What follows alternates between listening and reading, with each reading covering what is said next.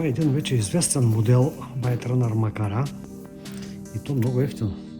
Дори за това, което предлага, но вече е на FL. Не, по-рано бяха на Mefine. Mefine имаха същия модел. Вероятно производителя е един същ завод. Просто са по поръчка на различни фирми. Ето типичната Bite Runner макара, която беше на Mefine, обаче вече с логото на FL. Да, Quick Release, значи дръжката бързо сгъваща, което е добре. При това не е метално, но така. Тази шпула е метална, конусна. Сега е нормално затегната аванса.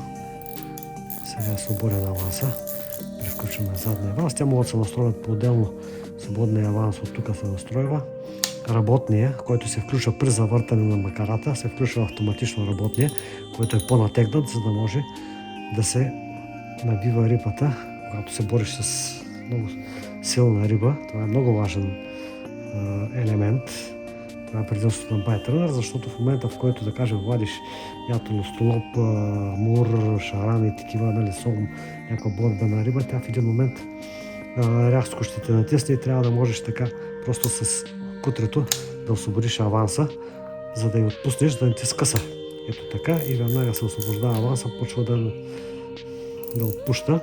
В момента, в който усетиш, че тя започва да спира, само завърташ дръжката, тя автоматично се включва предния аванс, който е по-натегнат и започваш пак да я набираш. И така много лесно работи. Заден аванс, преден аванс. Заден аванс, преден аванс. И това много способства за по-бързо изморяване на рибата и за не толкова бързо изморяване на риболовеца. Въобще е перфектна макара с тази метална шпула. Резервната шпула е по-дълбока, но за сметка на това пък е улекотена. Така че виждаме, че е напълно същия модел, просто е под друго лого вече на FL.